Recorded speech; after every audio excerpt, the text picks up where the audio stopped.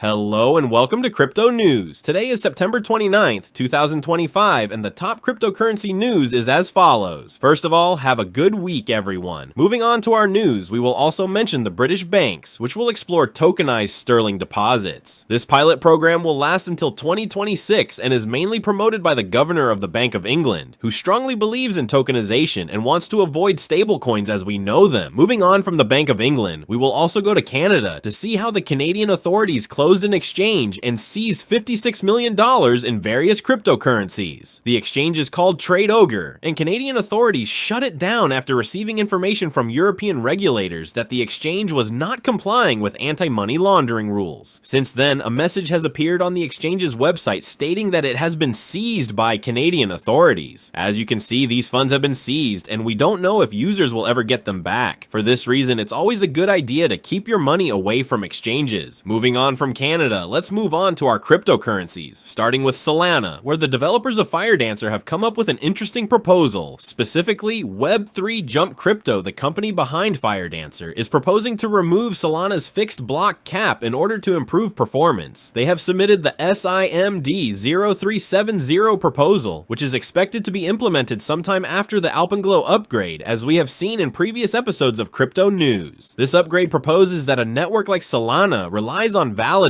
machines that process blocks on the blockchain. Each block contains transactions, NFT transfers, and sometimes anonymous exchanges or other complex transactions. There are powerful machines that can process complex blocks quickly, and slower machines that cannot. The developers propose to distinguish between fast and slow machines, so that complex blocks with many or complex transactions are assigned to fast machines, while simpler blocks are given to slower machines. This way, the entire network will run faster, as the slower machines will not slow down the processing of complex blocks and will not slow down the overall performance of Solana. In short, this is what they are trying to achieve. However, it is still just a proposal, and we do not yet know if it will be implemented or how successful it will be. Finally, moving on from Solana, we move to the Hyperliquid ecosystem, where we see Hyperdrive, a small lending protocol on the Hyperliquid blockchain, which, after exploiting smart contracts, lost $782,000. The team behind the lending protocol says they have identified the cause of the outage. They are working to fix it, and we are awaiting announcements regarding compensation and what happened. Let's also say that their systems are down, and as I say this 2 hours after I recorded the episode, they came out and said that all their systems are fully operational and all user funds have been returned to their wallets. They also tell us that if a user has not received their funds back, they should contact them. And the latest news of the day, we go to Polkadot, where the Polkadot community has submitted a proposal for pUSD, which is a stablecoin that will be backed by Polkadot. All of this is aimed at strengthening the DeFi ecosystem and its stablecoin. This proposal so far has 75% positive votes. It needs 82.1% to pass fully. However, 24.5% of the Polkadot community disagrees with this move. We still have 24 days to vote, and if we look at the Polkadot stablecoin ecosystem, we will see that it is not very strong and is constantly falling, so they are trying to somehow strengthen their stablecoins, although I am not sure how they will do this, because with the two largest stablecoins already on Polkadot, if you build your own, how are you going to compete with them and strengthen your protocol further? And moving on, we go to our favorite cryptocurrency market, where Bitcoin is at $111,000 as I write this episode. That wraps up the top news for crypto today. Is September 29th, 2025. I'd like to remind you that the content you just watched is created for educational purposes only and should not be considered as investment advice, but rather as investment opinion. Please subscribe to the channel, leave a like, and feel free to comment. Take care, everyone, and have a good day.